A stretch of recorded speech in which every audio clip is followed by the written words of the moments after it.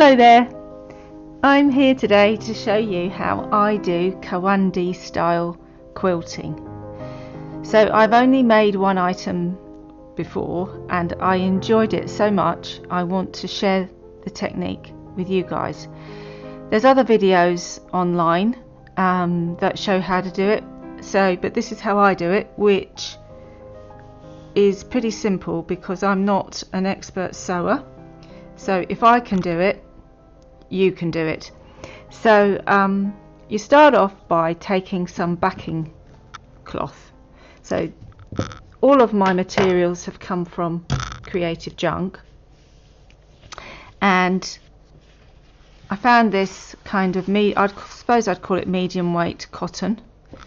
This is going to be my back, and unfortunately I can't put my camera up high enough to show you a full view of it, but basically you're going to cut out a square, and I'm making mine.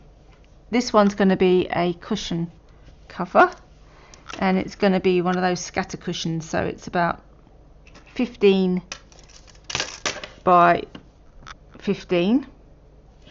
Okay, the way I do it is I try and keep it all in one piece. You see, this is all one piece, and it means that I'll be able to quilt, do the Kawandi quilting around the whole thing, and then I will assemble it. Now, for the closure of my cushion cover, I don't know about you, but I don't like putting zips in, so I'm going to try and fudge it with a bit of either Velcro or press studs, probably press studs actually. And what I'm going to do is when I cut this material out, I left this flap, and what I'm going to do is I'm going to put a hem on it, so to speak, and fold it in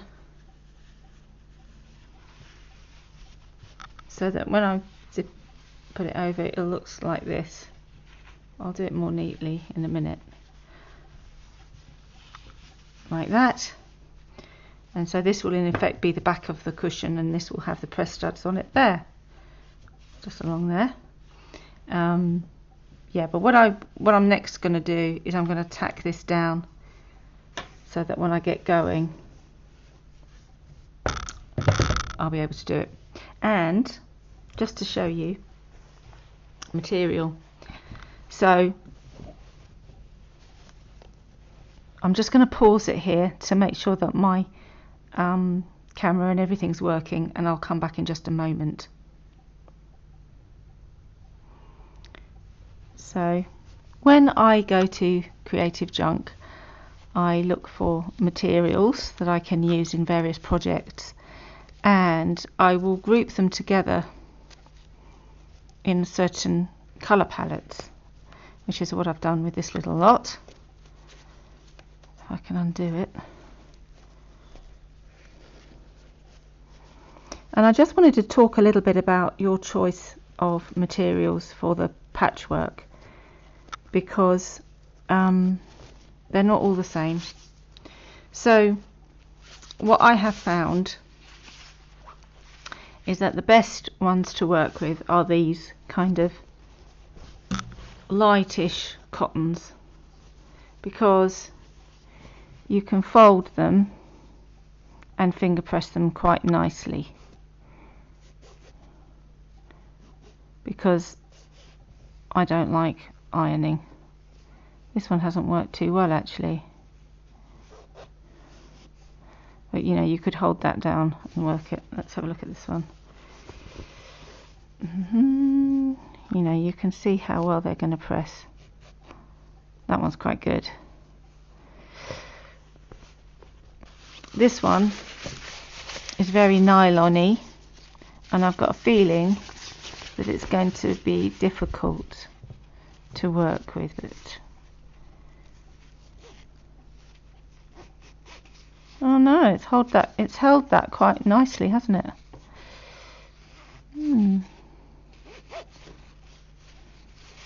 Not bad. This one,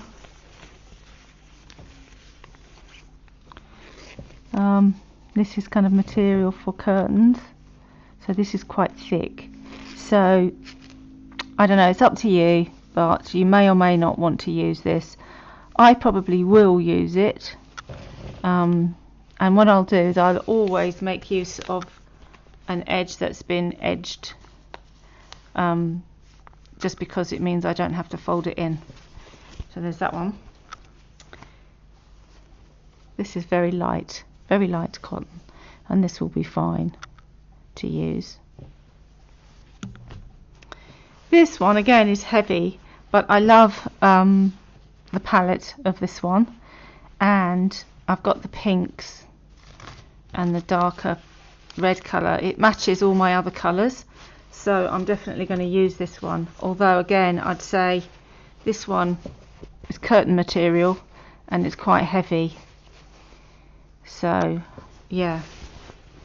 But what I wouldn't use on a Kawandi style quilting is when you get these silks. They look lovely, but they fray terribly, and also when you're trying to make a fold on them, they don't seem to hold it very well. You could press them with a coolish iron. You have to be careful, because this isn't real silk, so it'll melt if you're not careful, some of these fabrics. But they can look stunning, and if you hold on just a second.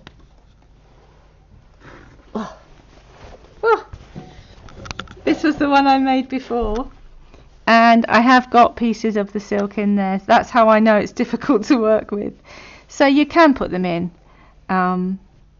It's up to you. You'll find out as you go.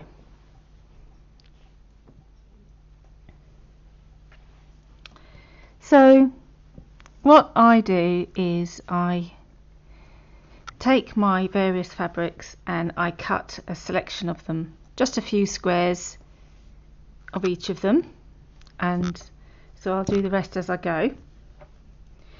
And I'm using ordinary embroidery thread, the 6-stranded type, but I've divided it into 3 strands, you can see. And I use, I don't know if you'll be able to get this to focus. Ooh, come on. I use a chenille type needle because it's got a big head, and it means that I don't spend hours trying to thread it. But people use all kinds of needles, and I'm not an expert on what needle to use, so I use this one. It's sharp. I think you'll need your needle to be sharp because you'll be going through several layers. So you'll see I've tacked my edge, and so what I'm going to do now is I'm going to start doing the patchwork, and I'm going to start with, I'll start with this one. And so what you're going to do is you're going to work around the whole of the piece of fabric in a spiral until you come to the middle, and then you're going to stop. So that's how it works. So here we go. I'm going to start in this corner. Because I'm right-handed, I'll start this way and go that way. So don't know if you can see, but this is an edge, so I can put that on the edge like that, and I can just fold this bit down. This is where you can press it if you want. If you've got one of those handy little mini iron press things, I don't know what they're called, but they're really handy, aren't they? And then I'll just put that on like that.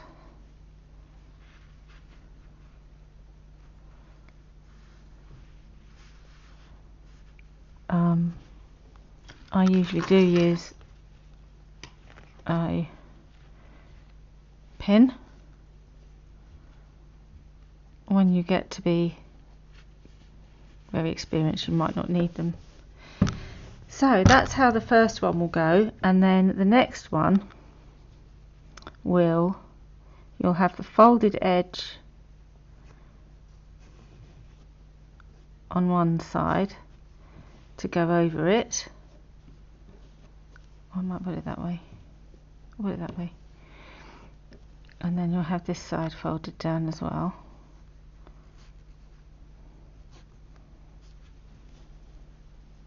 So that will keep the raw edge in. You sort of overlap them like that.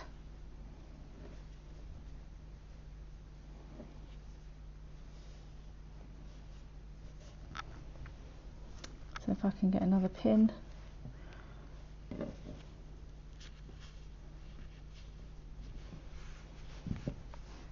So I am ready to start my stitching. So all you need to do is hide your knot. I'm going to try and do it very neatly this time, because no one's really going to see the back of my fabric. It doesn't really matter, but I'm going to try and get into good quilting habits. So you just want to put the knot inside.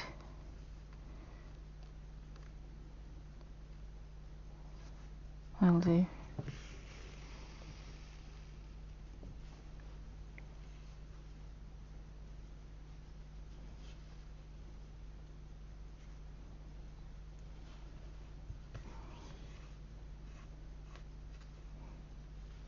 And you're going to go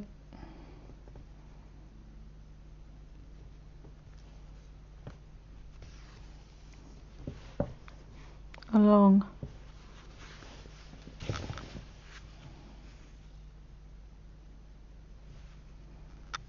you can have the stitches as big or as small as you like. I suppose the key is to try and make them consistent, but even then I don't think it matters too much. I'm using a contrasting colour thread. Traditionally the colour's white, I believe. Got in a tangle already. Oh yes, I should say as well, a lot of people use pearl cotton number 8. You'll probably find it tangles less if you've got that, but I'm trying to be frugal and I'm trying to use what I have, so that's why I'm using the silk, the embroidery silk. It works absolutely just as well, but it does get a bit tangled, I find, from time to time. And then basically you're just doing a running stitch.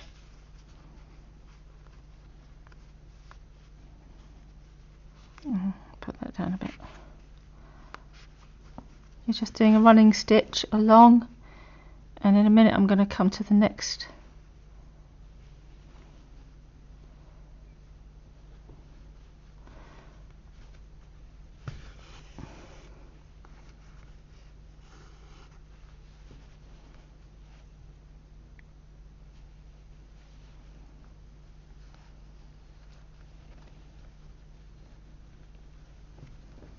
It does get a bit hard to pull through sometimes when you're going on the overlaps.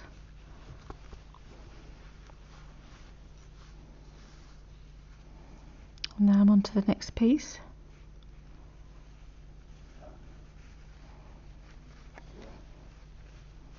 Oh dear, these are quite hard. There you go.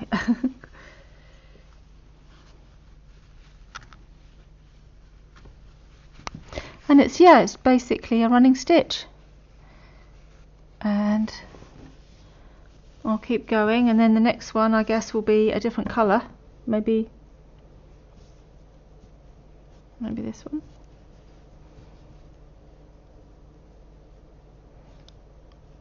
Sort of about, I suppose, about half an inch turn in each time.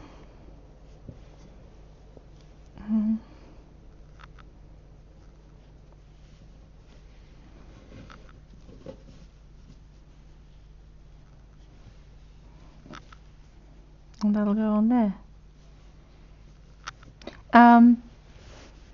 The other thing that I try to do is keep the sizes a bit different, because you want it to have that higgledy-piggledy look. That's what the look you're going for. You don't want them all to be ending at the same point. Yeah, so that's another thing to keep in mind.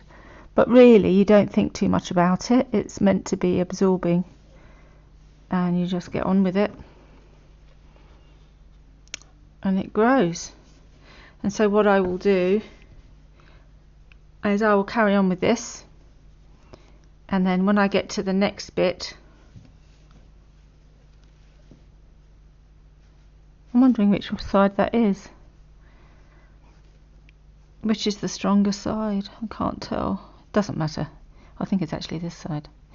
But when I get, what I'll be doing is I'll be going round, all the way round the edge and back to here, and then I'll show you what you do on the next layer, because basically you'll come to here and then you'll start in a bit, and you'll sew down, making the quilting, and then you'll add more as you go, and you end up working in a spiral and ending in the middle.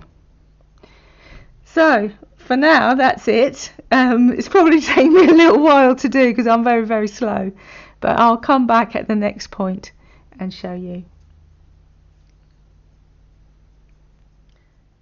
Okay, I just wanted to give a view of how the first row of my quilted cushion cover looks. So in the blink of an eye, I've been round and I've done all the squares, and you can see, oops, the folded over edge is next to it,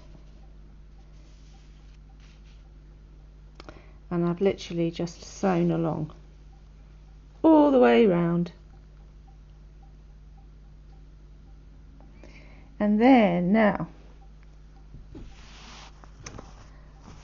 I've been around, and I'm now, sorry about the moving camera, it's because my rig couldn't get the overview. I'll try and hold it steady now. You'll see I've come right the way round, and if you hold on just a second, I will fix the camera and I'll be able to show you what I mean.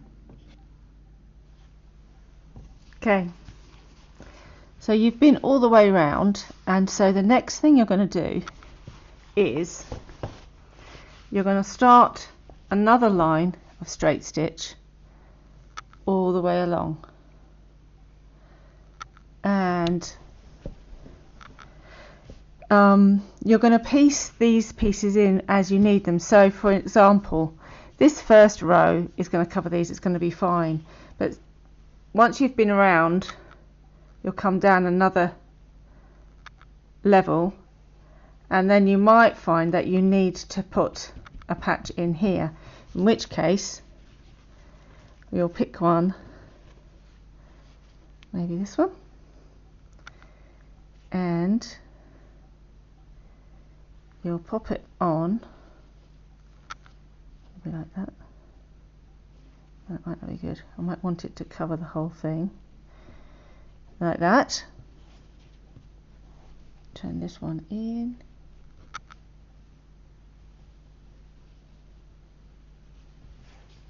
And because you're not likely to put another one over there, because you'll probably put one further down, you'll want to fold this one in as well.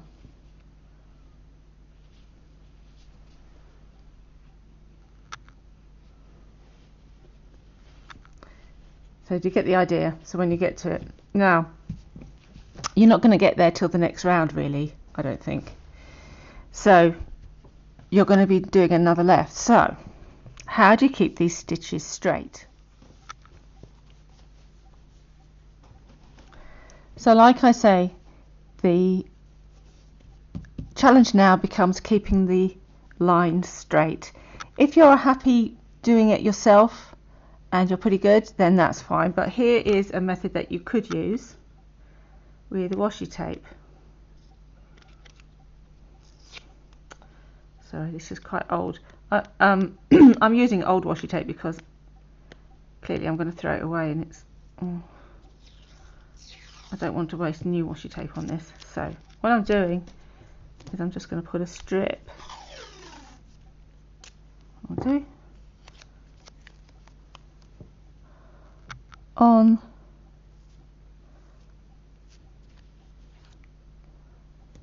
to my work, keeping the folds in place. It's going to help you hold those folds down as well. I hadn't really thought of that. Right, so now I've got my straight edge. This is actually a bit too narrow, but I'm not going to worry too much about it. I'm just going to come down like that.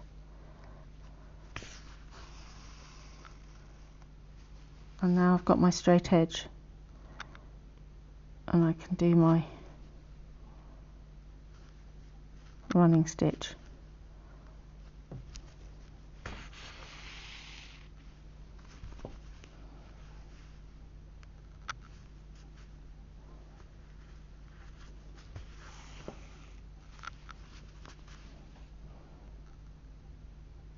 Of course, if you wanted it narrower, you could use narrower tape.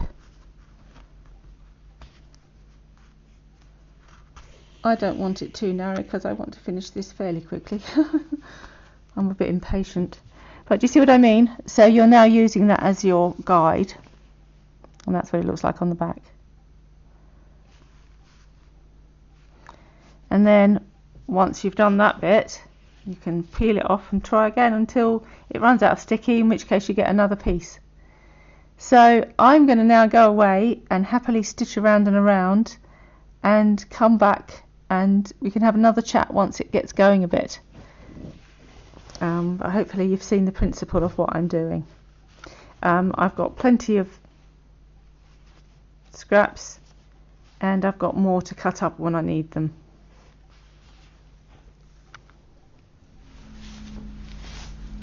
Hi, as promised, I've come back. You can see I've done quite a few rounds on my Kawandi quilt cover, cushion cover.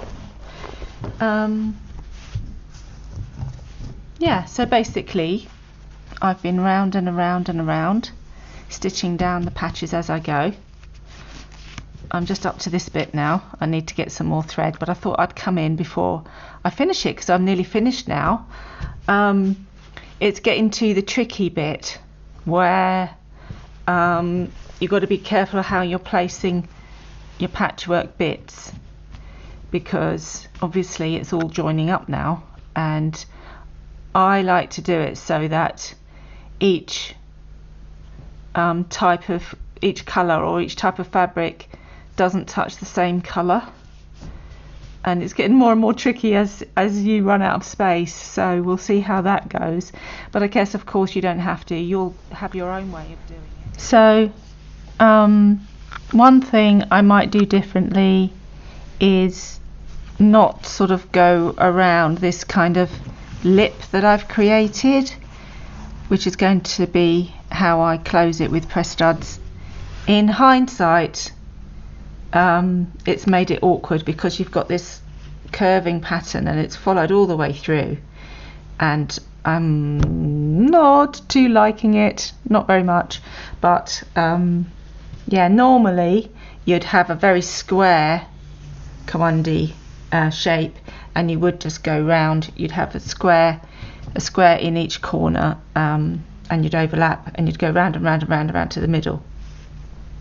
Another thing I might do differently is I might actually press the shapes, the patches, do batches of them and then press. I think that might be good as well. I think it would make it neater, because I'm noticing that some of mine are a bit wonky when you do the sort of hand creasing. The positive side of that is that it's quicker, so it all depends how you want to do it. So here is an aerial shot of the whole quilt and what it's looking like. I'm liking the colour combinations. It's a bit it's not completely light here. Maybe that's a bit better. Yeah, I've also got a horrible glitch on my QuickTime. It gets to about 1.5 minutes and it gets a sort of blurbly glitch on the audio. So I'm gonna, when I've finished the quilt, and we'll have another chat then. Here we are again, and now I have finished my cushion cover. I can't quite get it all in the frame here. It's basically a square and it has a flap here. So as I was showing, I was going round and round and round and round and round and round and round and round and round and round and round, and that was the final piece. Yeah, so this is what it looks like on the other side, and I made this flap so that I can do a closure, which I haven't quite done yet because I didn't have any big press studs. So I'm going to put, I think what I'll do is I'll put 1, 2, 3 press studs, and that will hold it in. But I'm quite pleased with the colour combo. I think I mentioned in my last video segment that I wished that I hadn't had this kind of sticky out bit, because it meant that I had to go along, and it just made this, and I never got rid of it. It never kind of straightened out. I would recommend that what you do is you keep it very straight with a square in the corner and then along. But anyway, I think the only person that will really notice that is me and you, now that I've told you. But you know, yeah, we live and learn, and every quilt is a new experience, isn't it? It's a new learning experience, and it's very, very enjoyable to do. So with this one, I didn't use embroidery floss, if I can say it. I used number 8 pearl cotton, and it tangled much less often, so that was rather good too. So if you can hang on for a minute, it won't be a minute for you, it'll be instant. I'm going to put the cushion insert into it, and you can see it then. I might take the camera off so that I can show you the full cushion. So here is the cushion with the cushion inside it, and you can see the actual size. What I forgot to say last time was that when I had finished doing my Kawandi quilting, I basically sewed the edges together, sides facing, and I just did a very neat stitch around the edges to seam it. And like I say, I haven't put the press studs on yet, but that's where they'll be, holding that in place. And there it is. So if you've enjoyed this video, please subscribe. You can subscribe to me here on YouTube, or there's Try to Be Kind, which is my Substack, and I've got a section on there called Craftaholics. So I post all my crafty kind of videos. I also post articles about crafts, and I also post all kinds of articles actually about intentional living, slow stitching, and being kind. So yeah, do have a look at that. I'll put the links under here in the description, and I look forward to seeing you soon. Feel free to leave a comment. Feel free to give me a link to something that you've made. Perhaps you've made a Kawandi something, a quilt or cushion cover. I'd love to see it. So anyway, I'll say bye for now, and keep on crafting.